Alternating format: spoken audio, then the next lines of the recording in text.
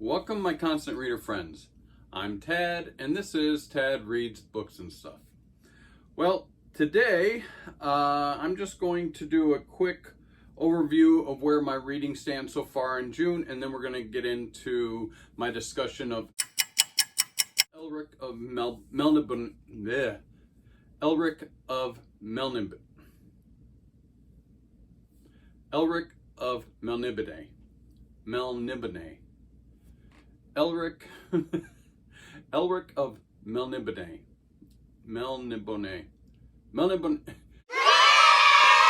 Elric of MELNIBONE.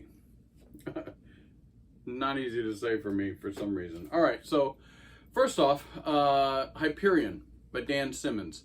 So I am doing this as kind of a read along with Graz on the GKBC, and Kim on the Paper Traveler has also agreed to join us.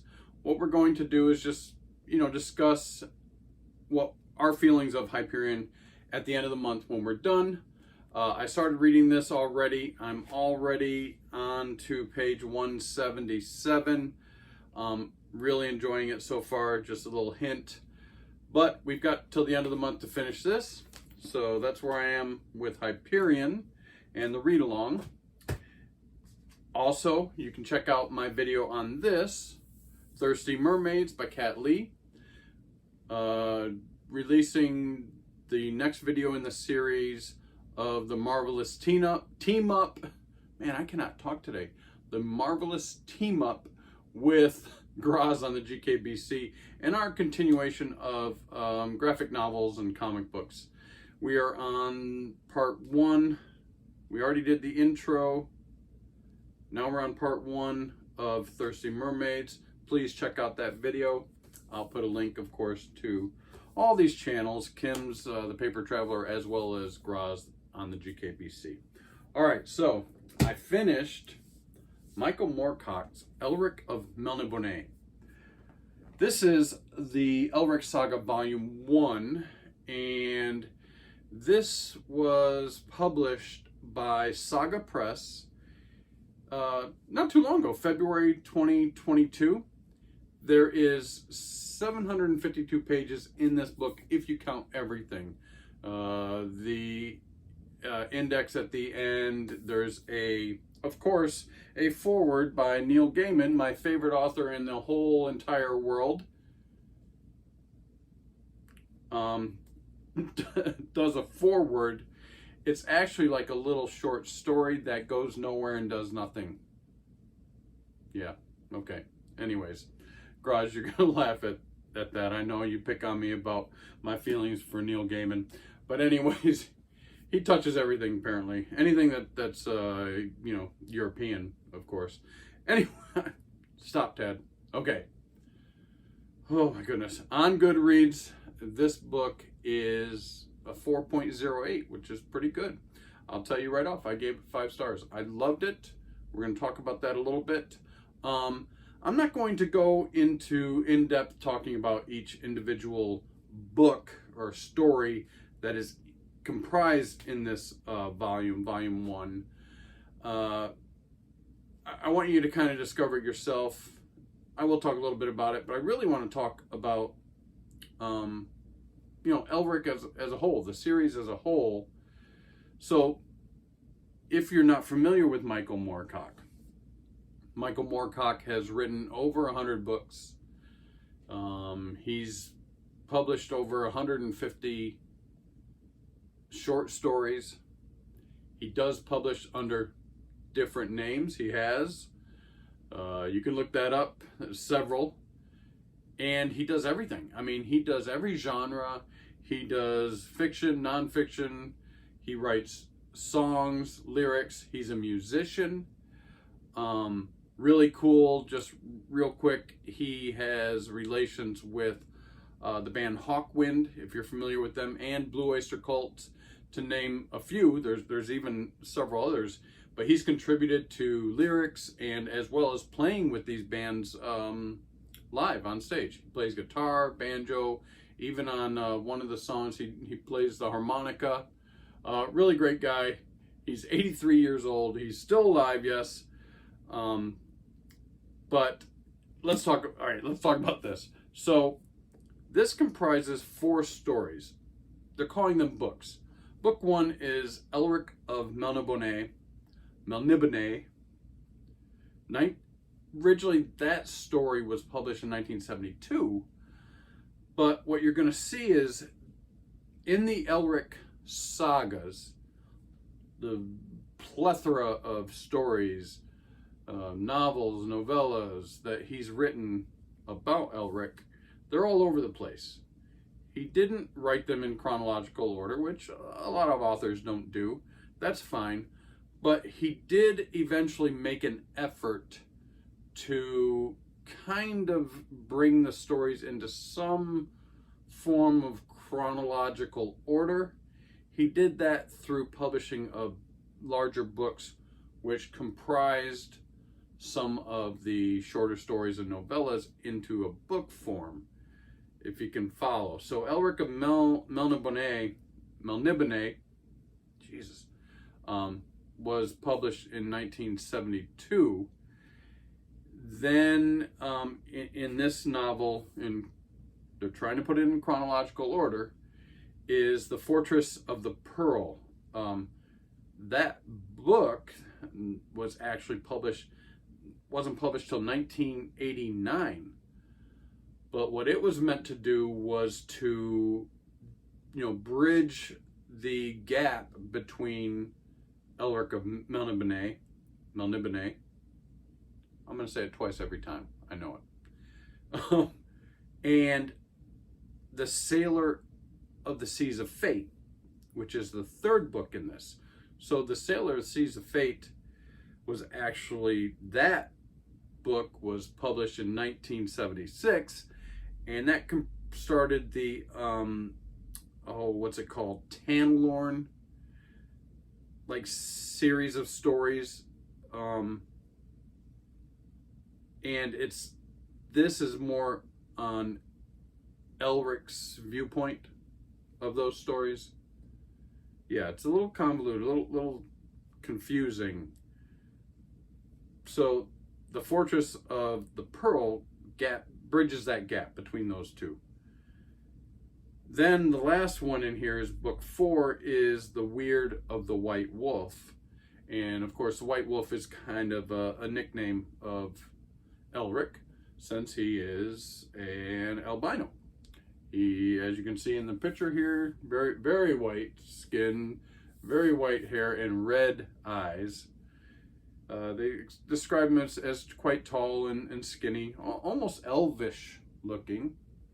But yeah, so The Weird of the White Wolf is the final book in this volume, and that comprises the Stealer of Souls and The Singing Citadel and other short stories.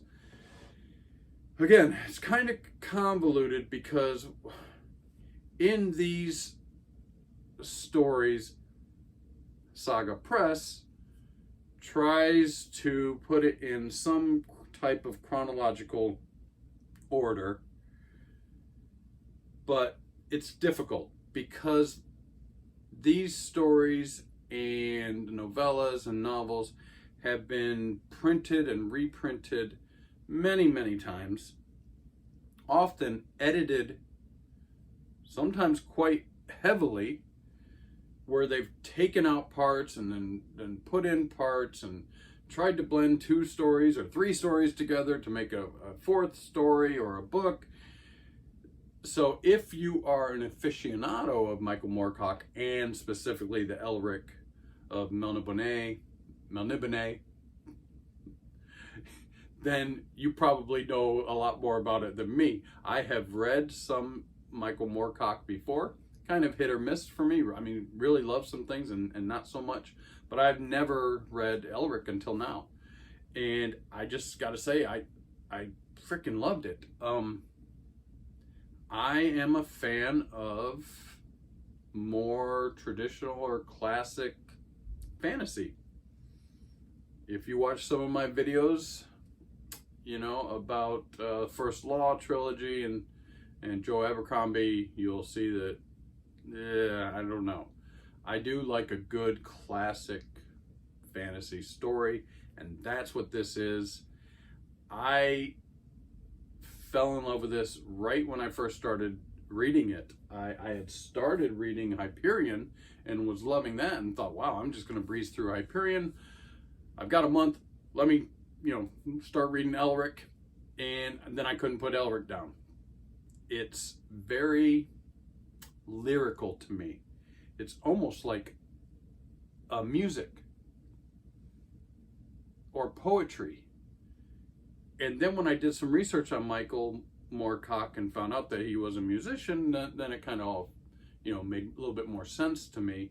But for me, that's how it is. It's very lyrical. It's very visual.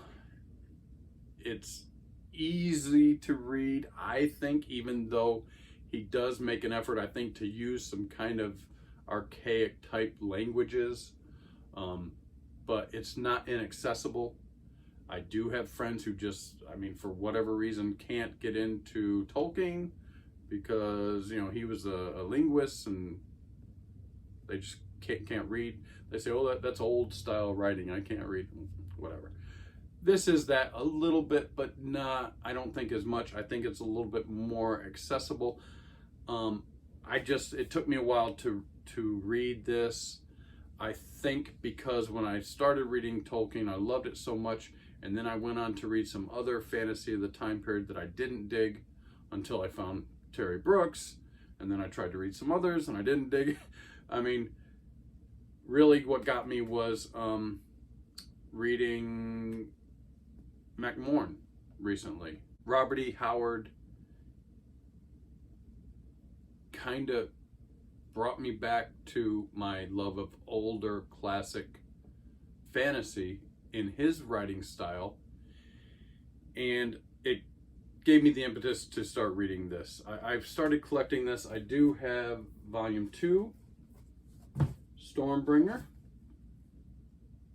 There is a volume 3, which I do not have, and what they did was they really published these, volume 1, 2, and 3, in preparation for a brand new Michael Moorcock Elric novel called The Citadel of Forgotten Myths. That's out. I need to get it because, I'm kind of a completionist, but also it is actually, Michael is saying that it's a story that actually is between volume 1 and, if I can get it up here, volume 2.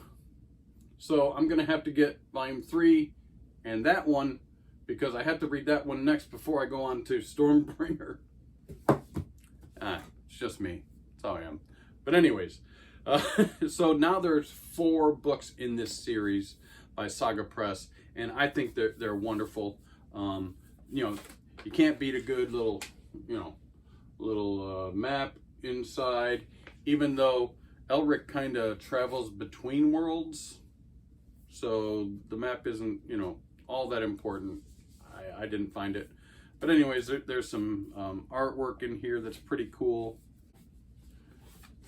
There you go. There's some color artwork in here. There's some black and white artwork in here as well. Really cool. The cover, of course, done by Brom. Great artist. So everything in this. He's not only published, those 100 novels and 150 short stories. There's comic books, comic series. They've talked about making a TV series of Elric, which hasn't gotten done. But yeah, so I didn't talk a lot about him because I really wanted you to kind of, if you haven't discovered Michael Moorcock and Elric already, try it. The first book, I'll just tell you real quick. So it's kind of the beginnings of Elric. Not from a little kid. He's actually the Emperor of Melnibone, and but he's being challenged by his brother, or his cousin, Yurkun. Yurkun's a bad dude. He wants to take over the Ruby Throne, And he's a bit of a, well, not a bit, he's a very powerful sorcerer. He starts using magic.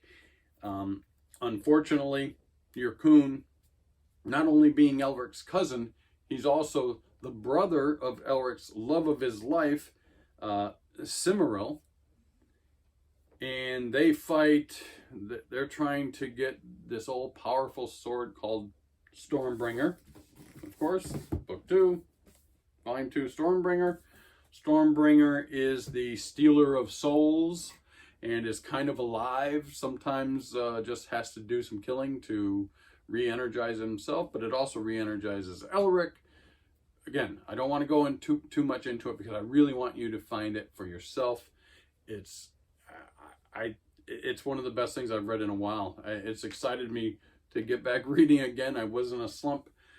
Thank you, Michael Moorcock. Elric of MELNIBONE. Please go out, get this, read it. It's awesome. I'm going to continue with it. Don't know when because I got to get those other 2 books. But again, as always, if you found any entertaining value in my videos, please like and subscribe. Leave me comments. Check out Kim's channel, The Paper Traveler. Check out Graz's channel, the GKBC. And until next time, peace out.